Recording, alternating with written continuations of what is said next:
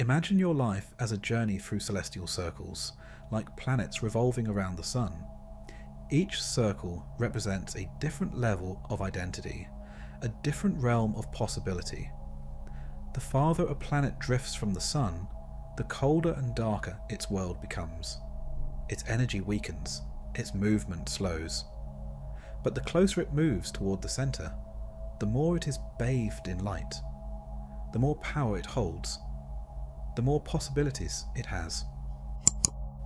Your identity is the same. The outermost circles are the layers of self. Your name, your role, your thoughts, your desires. They exist, but they are distant from the centre. The closer you move inward, the more energy and clarity you gain. And if you ask a Sufi, what is the final circle, the one where all power resides? He will say, it is the state where the centre and the circle are one, silence. For silence is not absence. It is the stillness where all movement originates. It is the point where being and non-being merge, where identity dissolves and only essence remains. So, as all planets circle around the sun, when you come to the centre of silence, all who talk endlessly, all who seek power through noise and force will ultimately surrender to your true presence. They will move according to your stillness, act at your command, drawn by the unseen force you embody. As Attar of Nishapur wrote, "Do not speak unless you can improve upon silence. The one who knows does not speak. The one who speaks does not know." But how does silence hold such power? What did the great Sufis understand that remains hidden from most? The fundamental reason silence holds the highest power lies in knowing, not intelligence, not brute force. The difference between one who leads and one who follows, between one who shapes reality and one who is shaped by it, is simply knowing. Knowing brings intelligence, the ability to act with precision.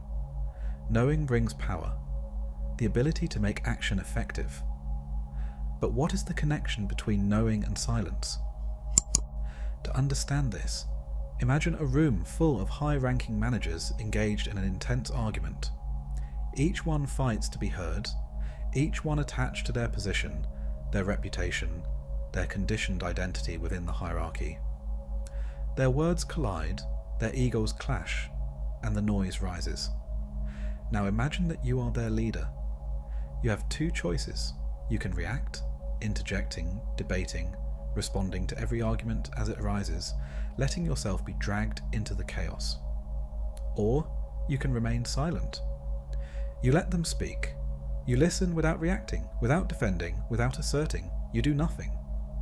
And yet, by doing nothing, something extraordinary happens. In this silence, you come to know all of them. You see who speaks out of fear, who argues for status, who seeks truth, and who hides behind words.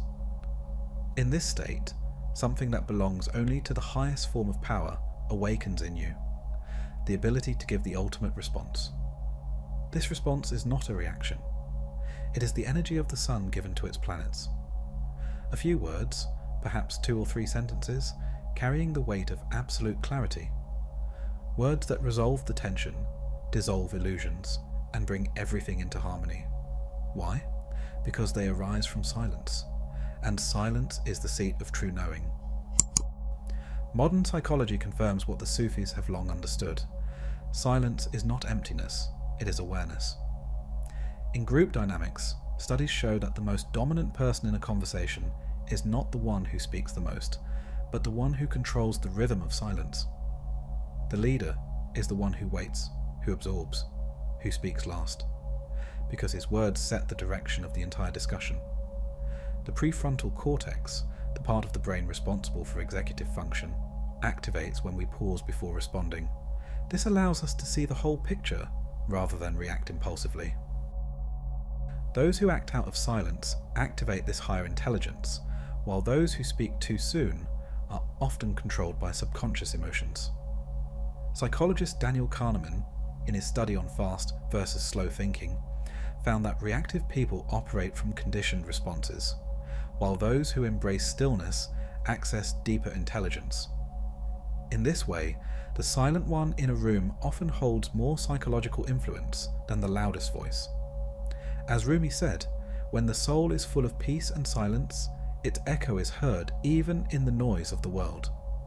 So now, the question is, how can one cultivate this inner stillness?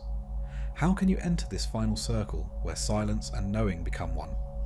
Sufis have walked this path for centuries, using practices that dissolve the lower circles of identity and bring one into the final state, where the center and the circle are one. Here are 3 profound techniques drawn from Sufi wisdom and integrated with modern understanding of the mind. In Sufi circles, the first lesson of silence is witnessing without reacting. The moment you react, you have been pulled into the orbit of another's energy, trapped in a lower circle of identity. So the next time you are in a conversation, resist the urge to react immediately. Listen completely, without mentally preparing your response. Observe the emotions and dynamics in the space, as if watching a play unfold. When you do speak, allow your words to be few, measured, and precise. This practice activates the prefrontal cortex, deepening perception and enhancing strategic intelligence. It trains the mind to act from knowing rather than reflex. As Al-Ghazali said, the tongue is a beast. If you let it loose, it will wound someone.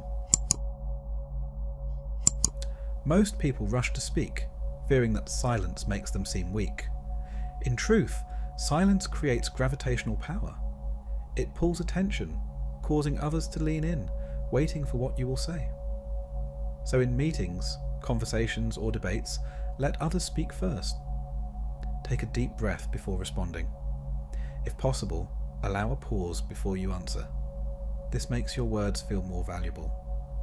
When you do speak, compress your insight into a few powerful sentences. This mirrors the way a Sufi master speaks, only when the words have energy behind them, only when they carry the full weight of knowing. As Rumi said, "Raise your words, not your voice.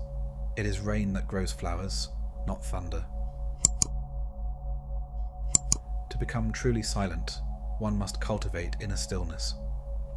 The Sufis practiced muraqabah, deep, silent contemplation where the mind is emptied and the heart listens to the divine. So set aside 10 to 15 minutes each day for stillness. Sit in a quiet space, close your eyes and observe your thoughts without engaging them. Let thoughts rise and fall like waves. Do not react to them. Focus on the stillness beneath the thoughts, the silence that is always present. This practice rewires the brain, shifting consciousness from identification with thought to identification with awareness. Over time, silence becomes your natural state, and words emerge only when necessary. As Ibn Arabi said, true power is in stillness. The one who is silent knows, and the one who knows has already won. These 3 practices move you toward the highest circle, where silence is no longer an absence of words, but a field of power that draws all things toward it. When you enter the final circle, the state where silence and knowing become one, everything changes. You no longer chase influence. Influence comes to you.